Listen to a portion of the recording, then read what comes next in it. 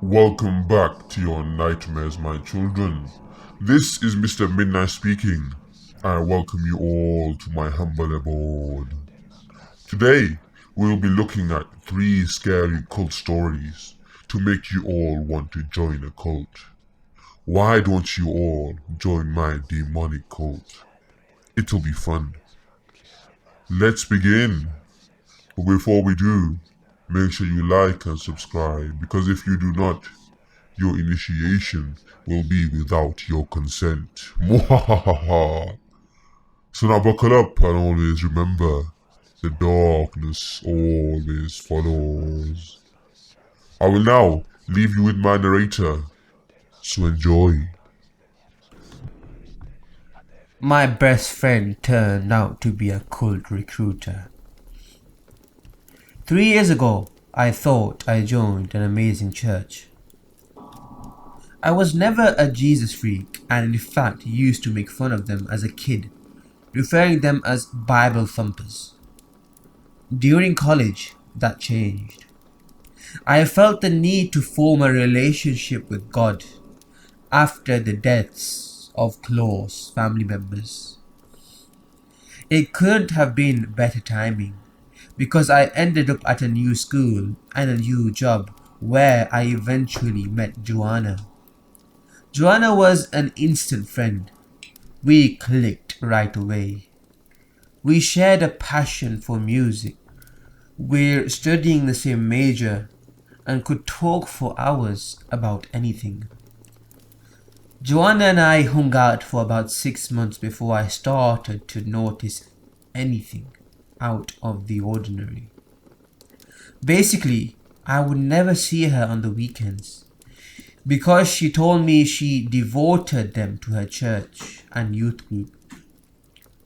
I didn't think that was strange, but I was curious and asked her what religion she was. She told me non-denominational, then quickly changed the subject.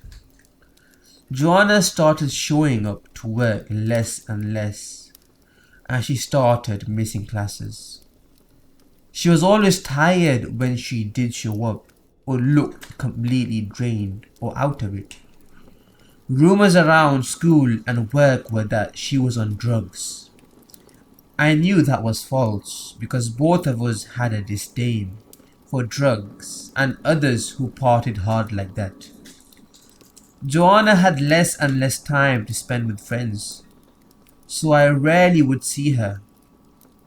After about 1 month like this, she called me out of the blue to go out to a Denny's. We met up and she pulled out her phone. She showed me a YouTube video of a recent volunteer activity she did with her church group.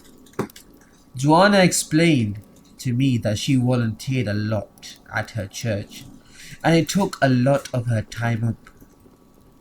The video quality was excellent for a church video, and it played almost like a short film. The passion she had talking about all the good deeds they do and how fun it was piqued my interest. I asked her the name of the church. Again, she did not disclose, but said non-denominational Christian. She asked me to come with her right now, because it was better that I see it myself. I found that strange because it was 10 p.m. at night on a Wednesday. I went into a small office warehouse looking building. I found it strange that a church wouldn't have any signs or any pictures of Jesus in the space. It looked like a child's daycare or learning center. Immediately women rushed over and hugged me. It was unreal. I later learned I got love bombed. Before I knew it, I was sitting in the corner of a room with a woman slightly older, and Joanna, she had a dry erase board and started teaching me about the Bible. The Bible study made sense, but soon after she asked me if I was ready to be baptized. It was now around 11:30 p.m. and I felt some sort of obligation. I had no ride home, had no idea where I was, and these happy, shiny people were cooking for me and teaching me the Bible. How could I say no? I was hesitant, but the intensity grew, and I could feel the attitude start to change to desperation. They promised it would only take a few minutes, and that God was watching, and I may die if I deny being baptized after learning the truth. So, like an idiot, I agreed and was rushed into a bathroom to get changed into a white robe. When I let them know I had changed, they ushered me into a bathtub where a small Asian man walked in. Apparently, he was the pastor. He told me not to be nervous and that the water would be warm. I knelt in the shower with the lights dimmed while the rest of the women came in wearing veils over their head, singing in some strange monotone voices. I heard him baptize me in the name of an Asian god, and that's when I got freaked out. Once I left, I was baffled and nervous. It was such an intense feeling. I was still stuck there as Joanna had driven me way out into another country. So I had no idea how to leave. They made me more food and later told me that the name I was baptized under would later be explained to me when I returned to study more. Everyone kept telling me how I was part of the family now. I ended up returning and being prettily heavily brainwashed by this group, to the point where I felt like they were my family. I did things I'm not proud of. I helped recruit people and spent hours and days and weeks there. Eventually, I found out that Joanna was just a recruiter, which I would soon turn out to be. Someone who just forms fake friendships to bring more young women into this group. I escaped mentally and deprogrammed and disfellowshipped.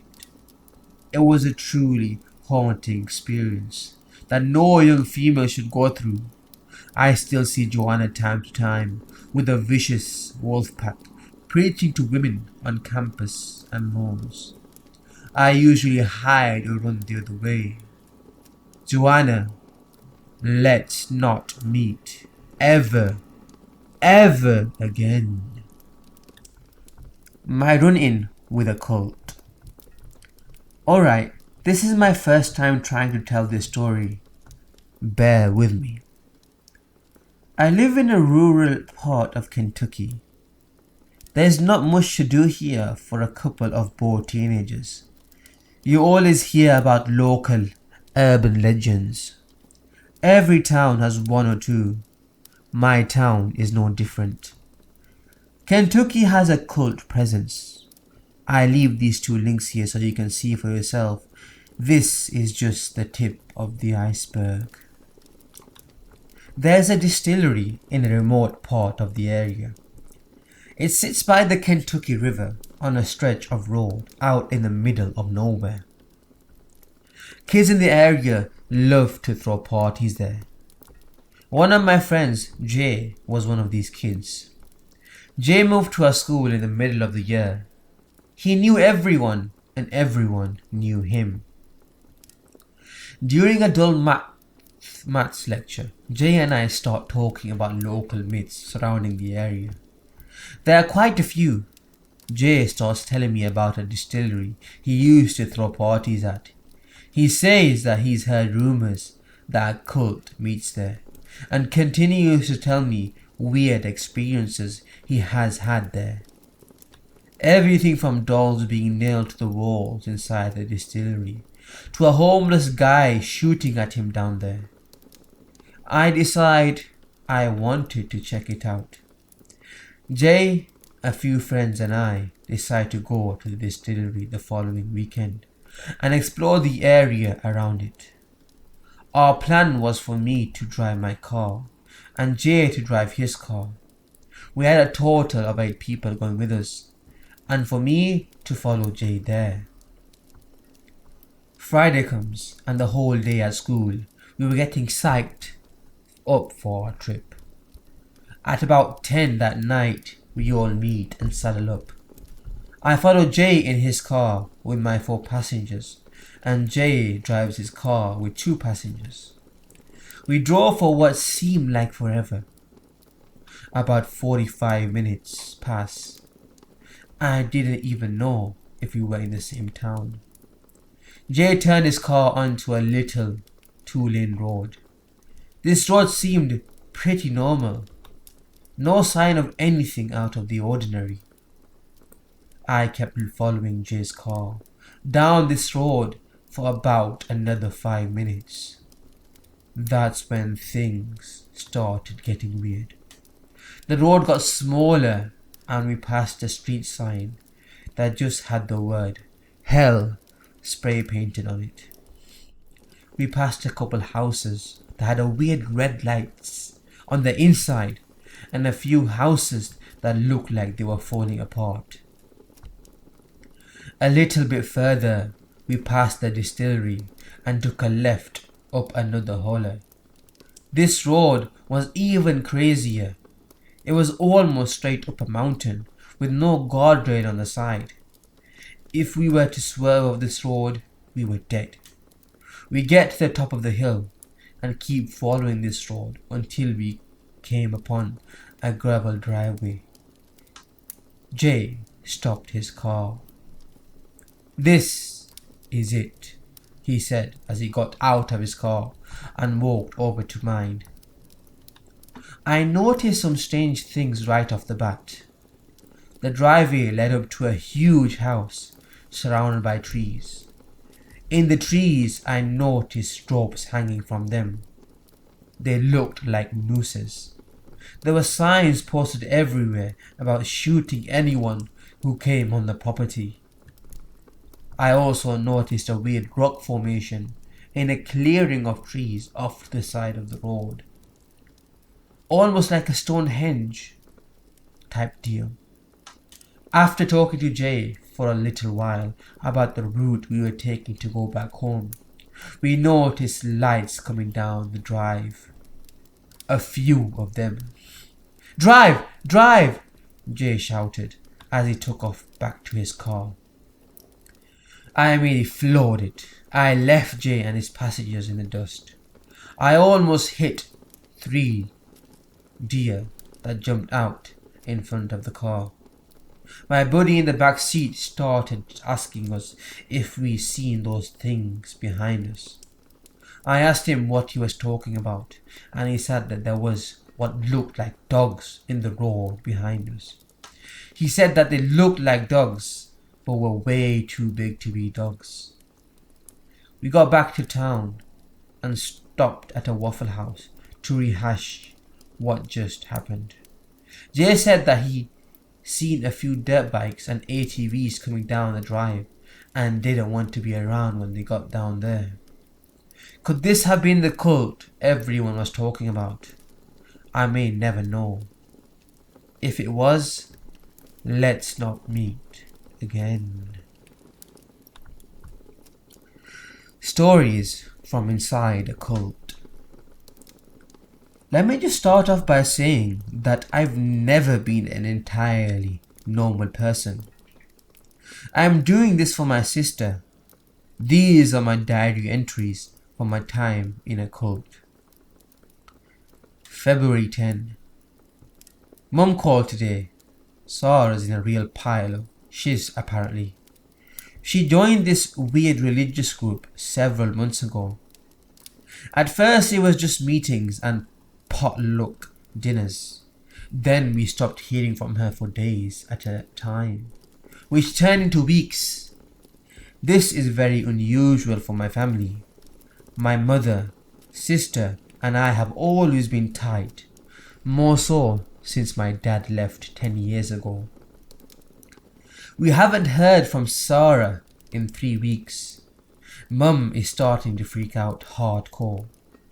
She said she's even tried calling the police, but you can't technically file a missing person's report for someone who just isn't calling. I mentioned going after her to my mum. She hates the idea. I think if I give her a few more days, she'd be a bit more open to it. The last time we heard from her, she was in Montana on a retreat for this group. They call themselves Helazine.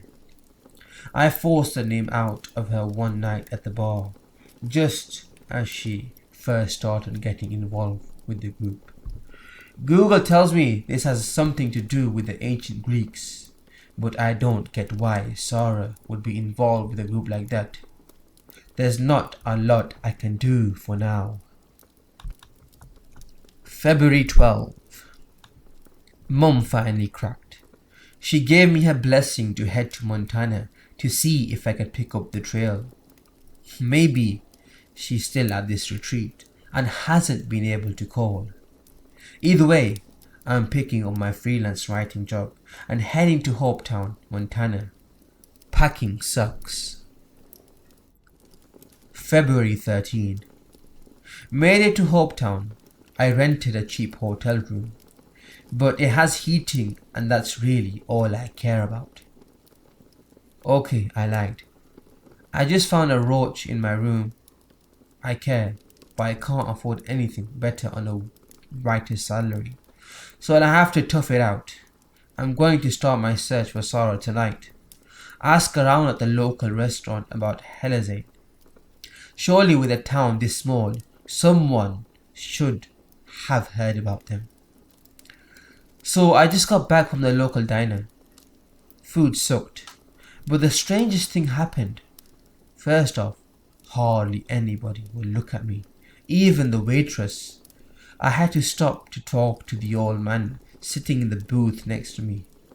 I introduced myself, said I was looking for my sister, told him that the last anyone heard from her, she was on a retreat with Helazine in this town. He stared at me long enough to start wondering if he was English speaking, then shook his head.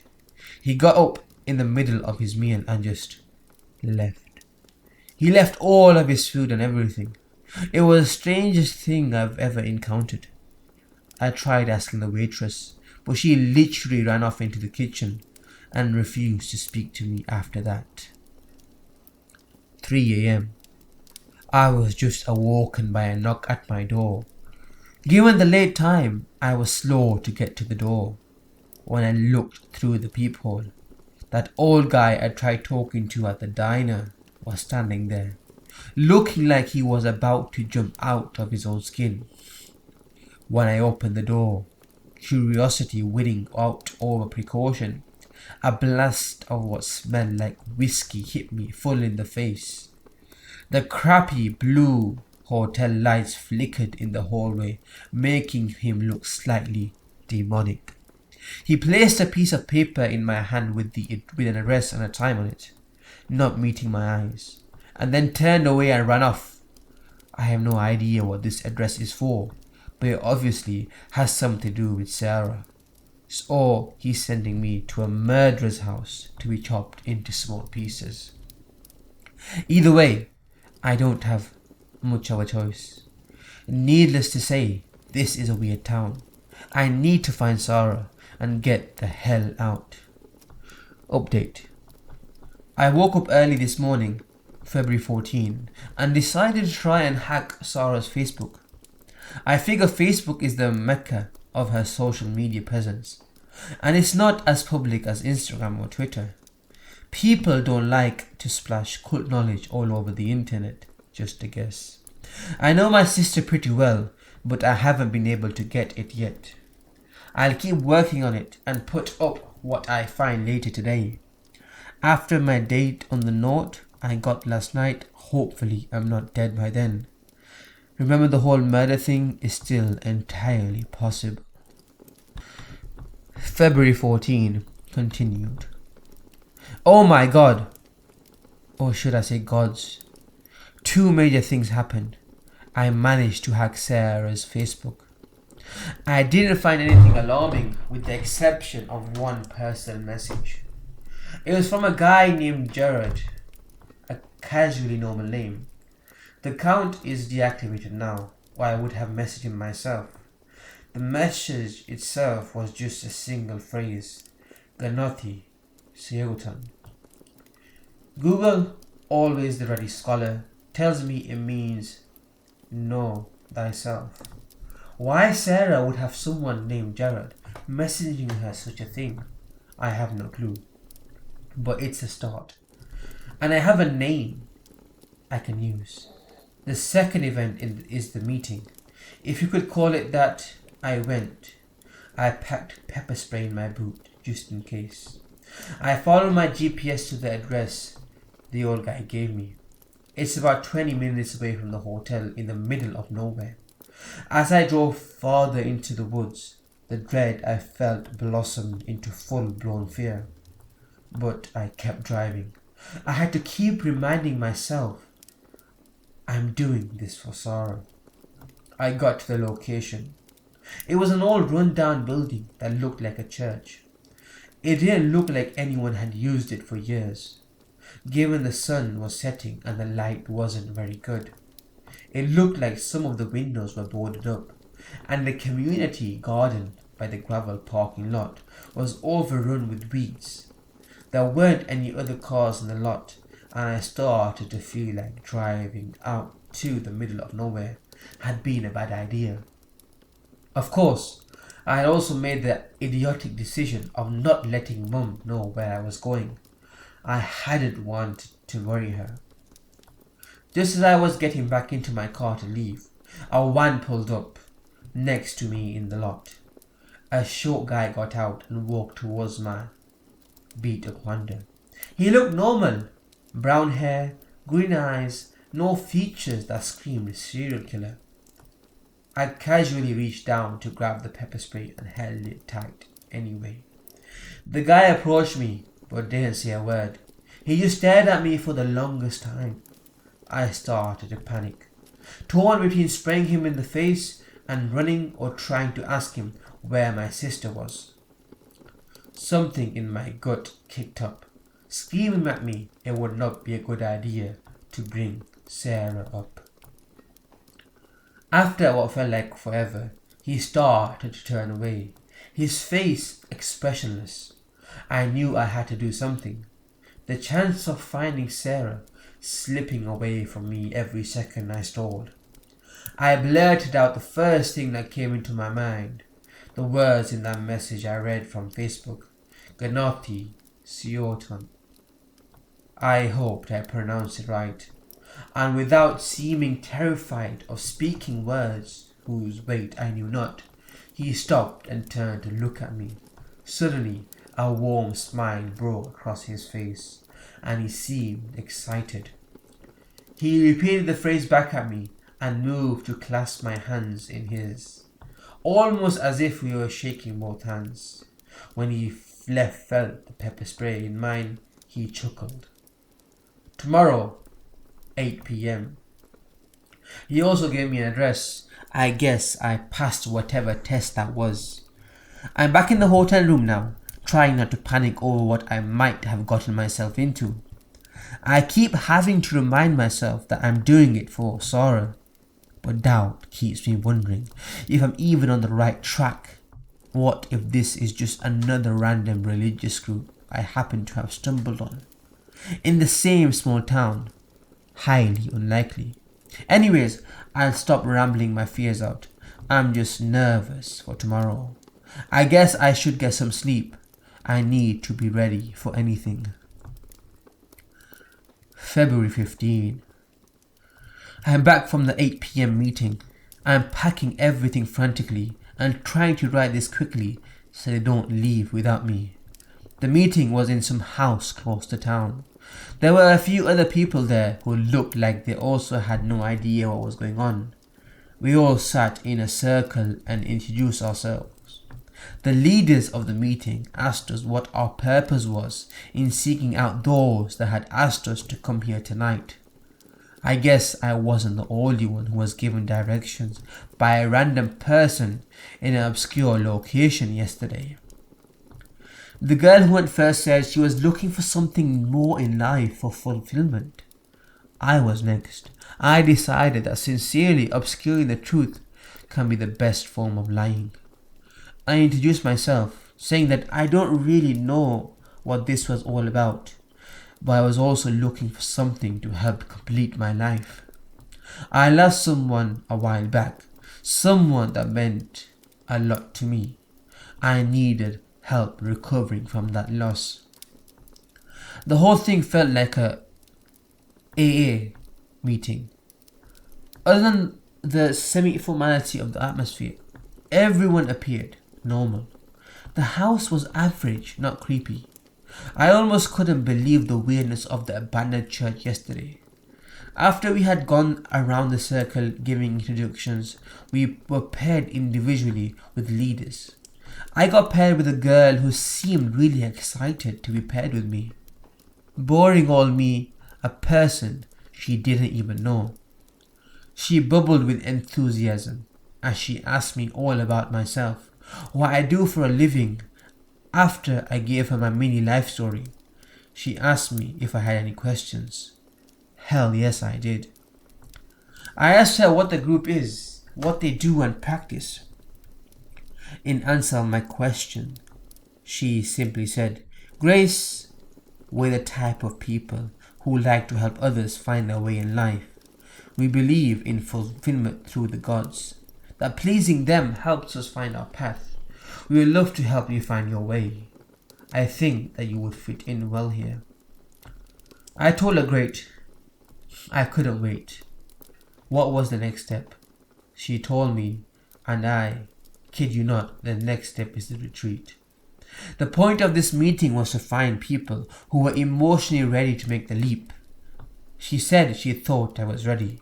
She expressed that it was important that we leave tonight in order to preserve the emotions brought out tonight and the urge to find something more.